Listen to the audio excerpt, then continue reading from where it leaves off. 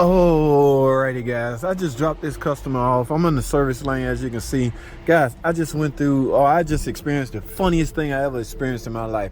This customer came in complaining about her car stalls out. This is y'all see that 50,000 miles 2020 Dodge Durango. She just bought from another car lot. Guys, she said the car stalls out when it comes to a stop. They tell her it's likely under warranty, take it to a dealer. We get to the dealer, they assign it to me. I go on a test drive 4 miles. I can't get it to stall out. I come back and tell her, she called me crazy. She said, let's get in the car. We go drive it together. No soon as we got to the first stoplight, guys, the car shut off on me. It didn't stall out, it shut off, guys. I'm gonna tell you why. There's a big breakdown in communication here. I don't know if it's the car lot that sold her the car, the customer not too bright, or me. Maybe some of it, I should take the bulk of this, guys. But look, let me tell you where this is going. This is a shorts video, so I need a full video to explain it. But guys, it all boils down to this, all right? Stay tuned for the full video. Alrighty guys, I'm in the shop now. So guys, let's talk real quick. This is a long video. I'm gonna go over something with y'all. Alright, I'm gonna chill out for a minute. Y'all listen to me, hear me out, because this is, I don't know if this is hilarious, sad, embarrassing. I don't know which one you want to label this. All right, here's the deal. I got some time now because it's a long video. Alright, y'all heard me in the shorts video. Customer came to the shop with a complaint of stalling out when coming to a stop. Okay, now because what's that, 53,000 miles, the shop or the car lot that sold her the vehicle suggested that she go to the dealer because it may be under warranty. Now here's the thing with that, we don't know if it's under warranty until we find out what it is, right? Which means we have to charge you diagnostic time. Y'all follow me here? This customer was actually mad that she may be out of $200 for us to check her car out. Okay, yes, if it's a warranty related repair, then yeah, you pay nothing. But because we don't have ESP or we not Miss Cleo, we can't gauge a crystal ball to tell you what's wrong with your car. We have to check it out. So that's number one. She's totally upset about that. She want to know who gonna pay that. Is the car lot that I bought the car from going to pay that? We don't know the answer to that, nor do we care. Okay, that's not our problem. However, I get I get her frustration. Okay, now, so we cleared that hurdle. She agreed for us to diagnose it because it's bothering her. Every time she come to a red light or a stop sign, the car just shut off. Now, let me go over something with you. So she bring it here. They give it to me. JT, go drive this car. Tell us what's wrong with it. Why it's doing what it's doing.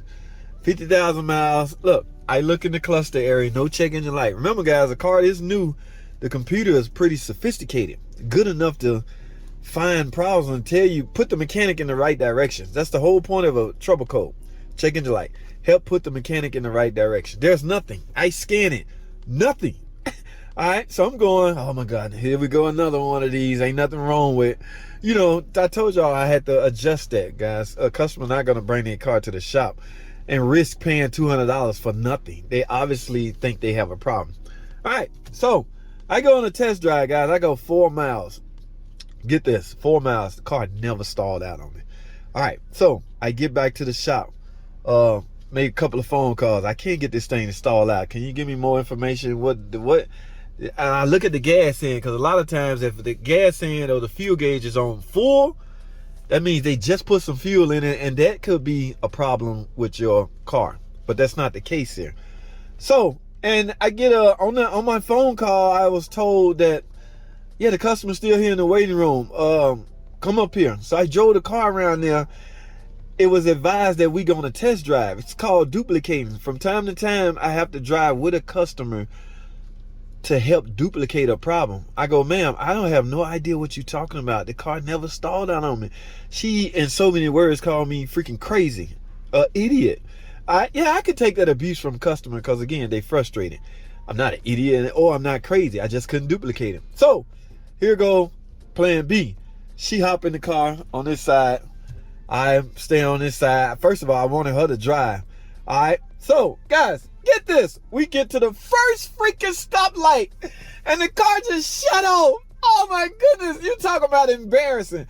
So I did some backtracking. I did some backtracking. I find out that on my initial test drive, now, hold on. Let me clarify this. The car didn't stall out. The car shut off, guys. All right. That's because this Jeep, this Durango has a feature called start stop. All right, I'm gonna have to get a good picture of this. Y'all see this? This is a start stop button. So the car is not stalling out. It's literally shutting off because that's the feature that is employed with. Now, here's where I messed up at. Here's where the embarrassment on my part come from. When I did my initial 4-mile test drive, guys, I did not have my seatbelt on. I know, criticize me, do whatever you got to do. Yes, let me say this. When you're driving a vehicle, you should definitely wear your seatbelt. All right? Do I wear my seatbelt all the time? No. I cannot sit here and tell a lie. I didn't do it on this car. I got caught in an embarrassment moment. I likely would have found out exactly what she's talking about and avoided a good 30 minutes by merely putting on my seatbelt when I went on my test drive. I would have found out that the car shut off, or the car shuts off, okay, because of the start feature, and I could have came back. Everything, this process could have went a lot quicker. I didn't have my seatbelt on my initial test drive. All right, so when I come back to pick the customer up, first thing she do when she get in the car on the passenger side, guess what? She put her seatbelt on. I'm going, okay, she's one of those, all right? So I do mine. I don't want the customer to know I'm riding around without a seatbelt on. Yeah, that's embarrassing. That's reckless, guys. That's tacky. Put your damn seatbelt on when you're driving a car. I don't give a damn if you're going 1 mile down the street. I went 4 miles without a seatbelt. Shame on freaking me. I'll take that hit. Okay. I got my seatbelt on. She got her seatbelt on. I said, okay, ma'am, let's go for a ride. Okay, because this is nonsense. I know this car cut out for me 4 times on the way here. Guys, we get to the first stoplight. Like, what the hell? See, there go the customer. See what I'm talking about? And you said it. Ma'am, hold on. So, guys, I'm at a red light. I put the car in park and barely took my foot off the gas and it started back up. I was like, oh my freaking goodness. You gotta be kidding me. Guys, let me take a break right quick. Oh my goodness. Hold tight. Don't go anywhere. Yeah, so the whole time, guys, we was riding in auto start mode. All right. And guys, like I say, the seatbelt is an input to that feature. If your seatbelt on the driver's side is not showing to be attached, auto stop feature is disabled. Okay. She alerted me that she hate that feature. Get rid of it. Turn it off. Let me show y'all something, guys. Let me do something right quick, because this is a no-no. I'm totally against this. All right. A lot of guys do this. A lot of mechanics recommend this. You will not hear this uttered come out of JT mouth. All right. So this car obviously equipped with start. A lot of guys are fixing the hood switch to show that the hood is open. Remember the start feature is looking for a couple of input. One of them is that the hood is closed, your seatbelt on, and you're not in no turning. There's more. I'm just naming off a few. So a lot of mechanics will just simply unplug this, and it will show or tell the computer that this hood is open. That way you can avoid start. All right, that is the most tackiest way I've ever. Guys, this input going to more than just one module. This input is needed for several modules. Don't do that. Don't advise customers to do that. Let me show you a way to turn off start. It's real simple. And I don't know why people done got so lazy that they can't take their freaking index finger. You see this? This is my freaking index finger, right? That's all you got to do. Push the button. See that? Start is disabled. Why is it so complicated? Or why is guys trying to figure out a way to override the system? You can't. It's in the programming of the computers. Stop trying to override it. Just instruct your customers to simply do that. All right? Now it's activated. If you don't like that feature, ma'am, it was put in place for predominantly emissions. All right? There's more reasons. I can't get into it on this video, but it was put in place for a reason. But if you don't like it or don't want it on, push the goddamn button. Sorry, I had to bleep that out. Remember Rush Hour, guys, the little girl, Suya. Yeah, push your button. Push the goddamn button. And Chris Tucker. Okay, enough of that. But yes, that's all you gotta freaking do, man. And I explained to her when I got back, ma'am, all you gotta do is push the button if you don't want that activated. Your car will not shut off when you come to a stop. Okay. Now, it's kind of hot. And when the car shut off, the AC shut off. So that drives her cuckoo. I don't know why I don't know. There's no way the compressor can keep running if your car is off. Yeah, I don't know. That's not that feature is just put in place. So I explained to her what happened. Now, here comes the real tricky part. She wants to know, do she have to pay the $200 for the diagnostic time? Guys, I spent an hour on this vehicle trying to track down the problem.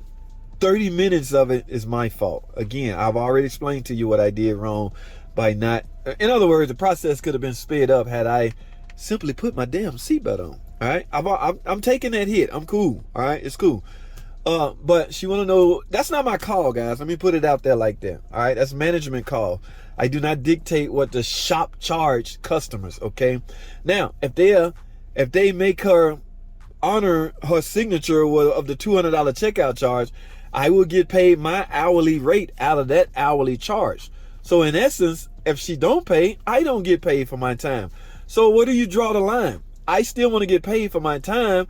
However, this circumstance is kind of unpractical.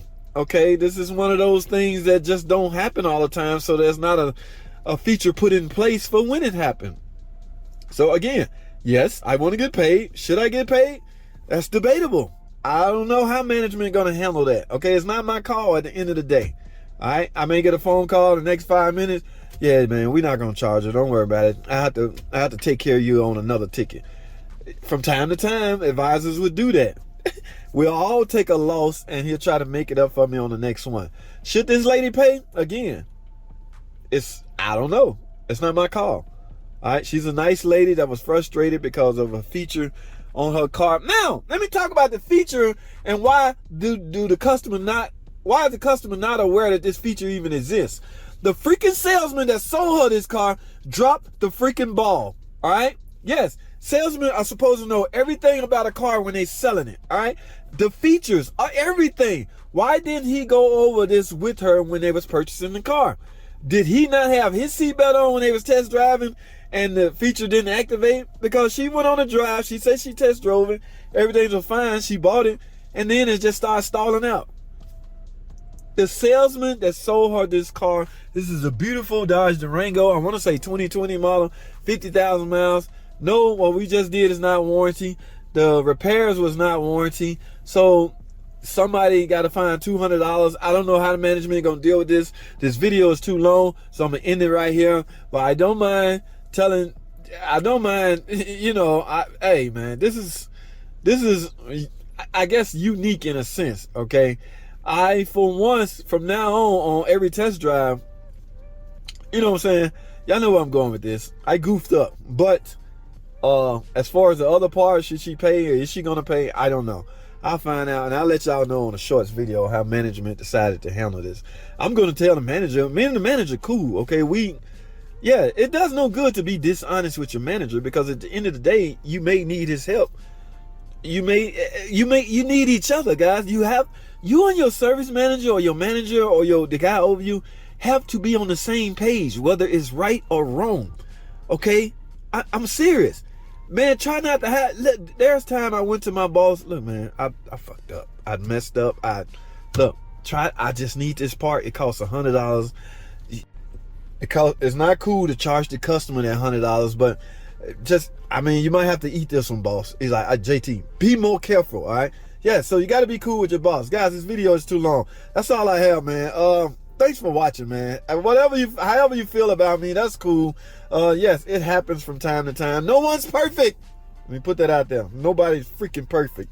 Even me, JT, the freaking car guy. All right? I'm not freaking perfect. Do y'all hear me? Do y'all understand the words that are coming out of my mouth? I'm tripping, guys. That's all I have. Thanks for watching.